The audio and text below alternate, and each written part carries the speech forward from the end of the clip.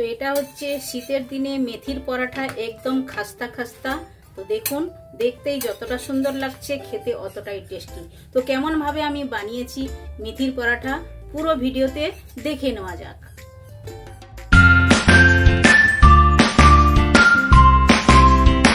Hello everyone, welcome to my channel কি রান্না করিতে আপনাদের সবাইকে স্বাগত। আশা করি আপনারা সকলে ভালোই আছেন। তো আমি আজ একটি পরাঠা রেসিপি আপনাদের সঙ্গে শেয়ার করব, যেটা হচ্ছে খেতে তো একদম টেস্টি হবেই হবে, আর ওটাতে আছে একদম ভিটামিন ভরপুর। আর যে কোনো লোক ওটা খেতে পারে, খেলেই খুবই একটা প্রোটিন আর ভিটামিন ভরপুর আছে পরাঠাতে। তো পরাঠাটা হচ্ছে শীতকালের পরাঠা, আর শীতের দিনে এটা বানিয়ে খেয়ে যদি আপনারা থাকেন খুবই ভালো লাগবে। আর শীতের দিনে এই সবজিটা ভালো করে পাওয়া যায়। তো আমি আপনাদের সঙ্গে শেয়ার করব আজকে মেথির পরাঠা। তো মেথির পরাঠা কেমন ভাবে আমি বানাবো পুরো ভিডিও আপনারা দেখতে থাকুন। এটা খেতে একদম খাস্তা হবে আর তেতো একদম লাগবে না। আমি যেভাবে আপনাদেরকে টিপস সহ বানিয়ে দেখাবো, আপনারা বাড়িতে এটা একবার ট্রাই করতে পারেন। আর দেখুন তাহলে আমি কিভাবে বানাচ্ছি পরাঠাটা, আর কি কি উপকরণ নিয়েছি ওগুলো আমি এক এক করে আপনাদের সঙ্গে শেয়ার করে নেব। তো দেখুন, আমি এটা গমের আটা নিয়েছি। এই যে দেখুন, গমের আটাটা আমি 3 কাপ নিয়েছি। আপনারা আপনাদের হিসাবে কম বেশি করে নিতে পারেন। আমি 3 কাপ নিয়েছি। আর এটা একবার বানালে 2-3 দিন খাওয়াও যায়, আর কিংবা বাইরেও যদি আপনারা কোথাও যান তো এই পরাঠাটা নিয়েও যাওয়া যায়, খারাপ হবে না। তা আমি এমনভাবে বানিয়ে আপনাদেরকে দেখাবো, এটা 2-3 দিন একদম ভালোভাবে থাকবে। তাহলে চলুন, আটাটা তো আমি নিয়ে নিয়েছি। এরপরে যে যে উপকরণগুলো লাগবে ওগুলো আমি এক এক করে শেয়ার করে নেবো। আর মেথির পরাঠার জন্য মেথির শাক তো লাগবেই। এই যে দেখুন, এটা মেথি শাক আমি নিয়েছি। আর মেথি শাকগুলো এইরকমই হয়। দেখুন, অনেকে হয়তো জানেন না মেথি শাক কেমন হয়, তো আমি আপনাদেরকে দেখানোর জন্য আমি রেখেছি। দেখুন, মেথি শাকটা এইভাবে হয়ে থাকে। আর মেথি শাকটা মেথি থেকেই শাক তৈরি হয়। যে মেথিটা আমরা 5 ফোড়নে খেয়ে থাকি, ওই মেথি থেকে এভাবেই শাক হয়ে থাকে। ওই মেথিগুলোকে যদি আপনারা শীতের দিনে যদি মাটির মধ্যে ছড়িয়ে দেন বীজ হিসাবে, আর ওইগুলোর গাছ হলে এইভাবেই মানে মেথি তৈরি হয়। আর আমাদের এখানে খুবই ভালোভাবে মেথি পাওয়া যায়, তাই আমি আপনাদের সঙ্গে পরাঠাটা শেয়ার করছি। তো এভাবেই মেথিটা নিতে হয়। তো মেথিটা এখন সাইড করলাম। আর আমি এই মেথিটা নিয়েছি, আমি কমসে কম 300 গ্রাম মেথি নিয়েছি ওজনে। আপনারা বলতে পারেন, এখানে এক গাড্ডি পাওয়া যায় একটা গাড্ডিতে। তো গাড্ডি থেকেই আমি এভাবে সাফাই করে নিয়েছি। আর ভালো করে সাফাই করে নিয়ে এটা ধুয়ে আমি এভাবেই ছোট ছোট করে কেটে নিয়েছি। এই যে দেখুন, এভাবেই ছোট ছোট করে কেটে নিতে হবে। তো এখন মেথিটা আমি সাইড করে দেবো। আর যে মশলাগুলো লাগছে ওগুলো আমি এক এক করে আপনাদের সঙ্গে শেয়ার করব। তো এই যে দেখুন, এইটা হচ্ছে কাঁচা লঙ্কা, আদা আর রসুন এইটাতে আছে। এইটাতে আমি একটু মানে আধা পিসা করে নেবো, না পুরো একদম পেস্ট বানাবো না। আধা পিসা করে নিলে যখন মুখের মধ্যে একটু একটু টুকরা যাবে, খেতে খুবই ভালো লাগবে। আর লাগবে জোয়ান, 1 চামচ আমি জোয়ান নিয়েছি। আর এটা লাগছে বেসন। বেসনটাই হচ্ছে আসল জিনিস। এটা দিলে মানে পরাঠাটা খাস্তাও হবে, আর তিতা যে ওইটা চলে যাবে, একদম ভালো লাগবে খেতে। আর তার সঙ্গে লাগছে দই। আমি 2 টেবিল স্পুন এভাবেই টক দই নিয়েছি। আপনারা চাইলে মালাইও দিতে পারেন, মানে দুধের যে মালাই থাকে ওটাও আপনারা পরাঠাতে দিতে পারেন, খুবই ভালো টেস্ট হয়ে থাকে। তাহলে চলুন, প্রথমে আমি কি করব, এই যে মেথিটা কেটে নিয়েছি। তো মেথিটা আমি একটু কড়াইতে প্রথমে আমি মানে বানিয়ে নেবো। একদম কাঁচা মেথি আমি দেব না। কাঁচা মেথি অনেকের আটার সঙ্গে মাখিয়ে বানায়, কিন্তু না, আপনারা এভাবে একবার ট্রাই করে দেখবেন। এটা খেতে দুর্দান্ত স্বাদের হয়ে থাকে। আর তাই জন্য এটা আপনারা যখন বাইরে নিয়ে যাবেন এটা খারাপ হবে না। তাই জন্য একটু আপনারা কড়াইতে বানিয়ে নেবেন। তাহলে চলুন গ্যাসের কাছে যাওয়া যাক।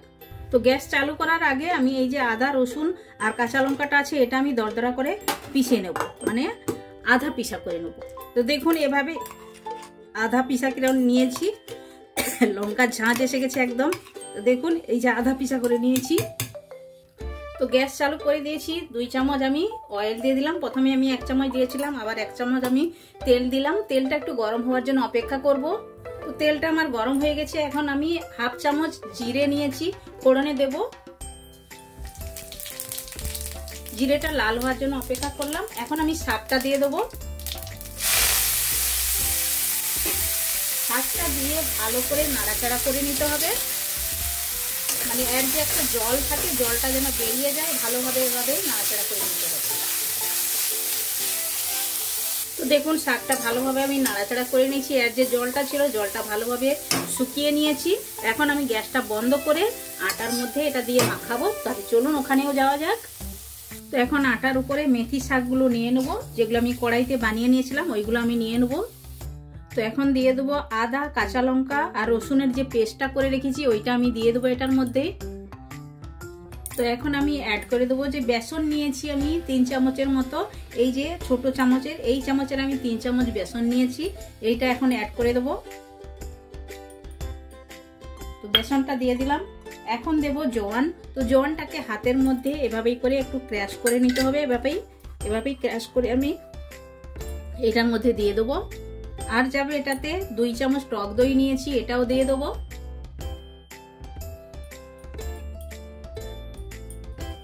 টক দইটা দিয়ে দিলাম। এখন আমি অ্যাড করে দেব 1/2 টেবিল স্পুনেরও একটু কম আমি দিচ্ছি হলুদ গুঁড়ো। হলুদ গুঁড়োটা দিলে এই যে মেথির পরাঠার কালারটা খুবই সুন্দর আসে, তাই জন্য আমি দেব। হলুদ গুঁড়ো দিলাম। আর একটু আরো ভালো কালার আর একটু স্পাইসি আনার জন্য আমি লাল লঙ্কার গুঁড়ো 1/2 টেবিল স্পুন দিলাম। এটা অপশনাল, আপনারা চাইলে দিতে পারেন, না যদি চান নাও দিতে পারেন, এটা স্কিপ করতে পারেন, আমি দিলাম। এইবার যাবে স্বাদ মতো লবণ। তো দেখুন এখন আমি অ্যাড করে দিচ্ছি স্বাদ মতো লবণ। তো লবণটা আমি দিয়ে দিলাম। আর এটাতে যাবে সাদা তেল 1 চামচ আমি দেব। আর আপনারা চাইলে এটাতে ঘিও দিতে পারেন। এই টাইমে আমি তেল দিলাম। এইবার সব উপকরণগুলো ভালো করে মিক্সড করব, একদম ভালো করে মিক্সড করব। এইটার মধ্যে একদম ময়ানগুলো ভালোভাবে যাবে, মশলাও যাবে। প্রথমে এটা দিয়ে ভালো করে মাখিয়ে নিতে হবে, তারপরে যতটা জল লাগবে ওই হিসাবে জল দেব। এখন থেকে জল এটাতে দিয়ে মাখবো না, এটাতে প্রথমে এবার শুকনো মাখবো। আর স্বাদটা আরো ভালো আসার জন্য আমি 1/2 টেবিল স্পুন মতো জিরের গুঁড়ো দিলাম। দিলে এটা টেস্টটা খুবই ভালো আসে। জিরের যে একটা খুশবু খুবই সুন্দর আসে। এটা সাধারণ মানে জিরা পিসা, মানে ভাজা জিরা পিসা নয়, এমনি যে কাঁচা জিরা আমরা পিষে রাখি সবজিতে দেওয়ার জন্য, ওইটাই আমি দিলাম। তো এখন সবগুলো উপকরণগুলো ভালো করে এভাবে মিক্সড করব। খুবই সুন্দর একটা খুশবু আসছে। আমি যে মিক্সড করছি খুশবুটা খুবই সুন্দর আসছে। তো দেখুন আটাটা কতটাই ভিজা ভিজা হয়ে গেছে, এটা মুঠো করলে মুঠোর মধ্যে আসছে। আর এখন আমি একটু একটু জল দিয়ে এটা আমি মাখবো। আর এভাবেই পরোটা বানিয়ে আপনারা, যাদের সুগার আছে তাদেরকে আপনারা এভাবেই মেথি পরোটা বানিয়ে দিতে পারেন। এটা খেতে খুবই ভালো লাগবে আর একদম ভালোভাবে খাবে। আর বাচ্চারা তো একটু তেতো লাগে বলে পরোটা খেতে চায় না, মানে মেথি খেতে চায় না। তো আপনারা এভাবে বানিয়ে খাওয়াবেন, দেখবেন বারবার আপনাকে বলবে যে মেথির পরোটা আবার একবার বাড়িতে বানাও। তো এভাবেই করে আপনারা এবার ট্রাই করতে পারেন। এখন আমি একটু একটু জল দিয়ে মেখে নেব, আটাটা মেখে নেব। একদম কম কম জল দিয়ে মাখতে হবে, তাহলে জলের মাত্রাটা আপনারা জানতে পারবেন কতটা জল লাগবে। যেমন আমরা আটার ডো মাখিয়ে থাকি ওভাবেই শক্ত করে মাখতে হবে, একদম যেন বেশি পাতলা করে মাখবেন না, তাহলে বেলতে অসুবিধা হবে। তো দেখুন যেমন ভাবে রুটির ডো আমরা মাখিয়ে থাকি ওভাবেই করে মেখে নিয়েছি। এখন উপর থেকে একটু তেল দিয়ে এইটার মধ্যে আমি ঢেকে মানে 5 থেকে 10 মিনিট ঢেকে রেখে দিতে হবে এভাবে তেলটা মাখিয়ে, তাহলে এটা সেটিং হয়ে যাবে। মানে আটাটা একদম ভালোভাবে মশলা টশলা সব ভেতর পর্যন্ত যাবে। তারপরে আমি পরোটাটা আপনাদের সঙ্গে শেয়ার করব, কেমন ভাবে বেলতে হবে, কেমন ভাবে ভাজতে হবে।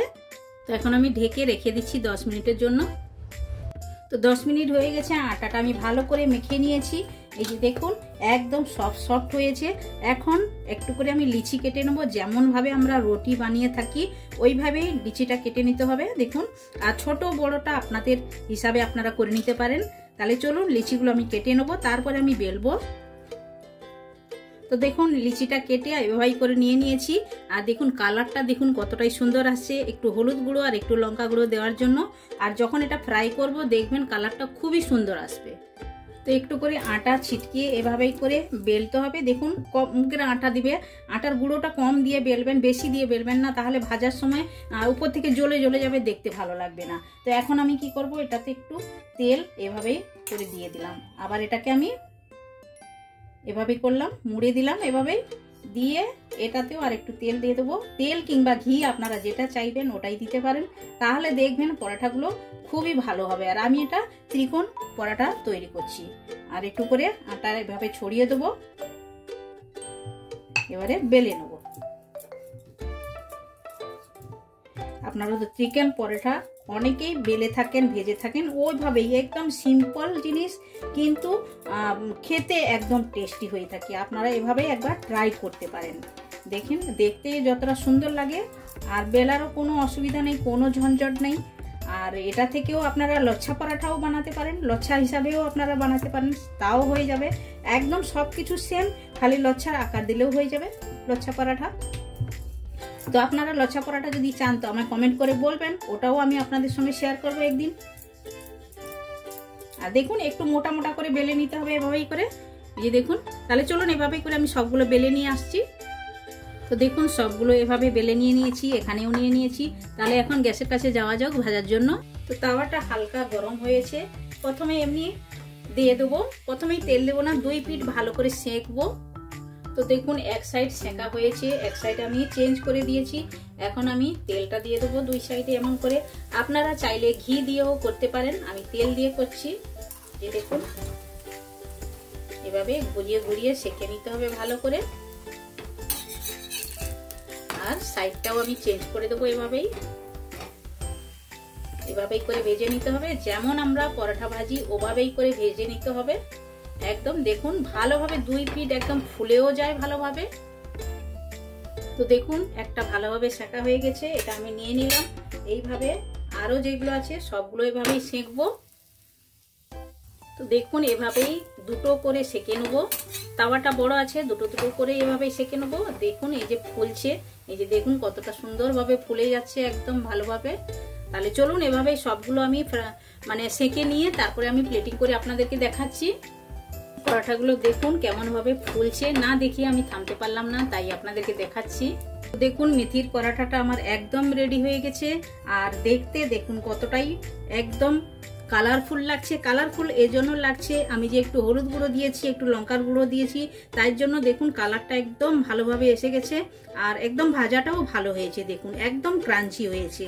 আর তার সঙ্গে আছে দই, আপনারা দইয়ের সঙ্গেও খেতে পারেন। আর এটা হচ্ছে ধাত্রীর আচার, তো আপনারা ধাত্রীর আচার থেকেও খেতে পারেন, কিংবা আমের আচার থেকেও খেতে পারেন, যেটা থেকে আপনাদের ভালো লাগে। ইয়া তো সসের সঙ্গেও খেতে পারেন। আর এটা খেতে দুর্দান্ত স্বাদের হয়ে থাকে। আর আমি অনেকগুলো বানিয়েছি, একদম সফট, দেখুন এক এক আঙ্গুলে একদম ভালোভাবে ছেড়া যাবে। দেখুন আমি ছেড়ে আপনাদেরকে দেখালাম।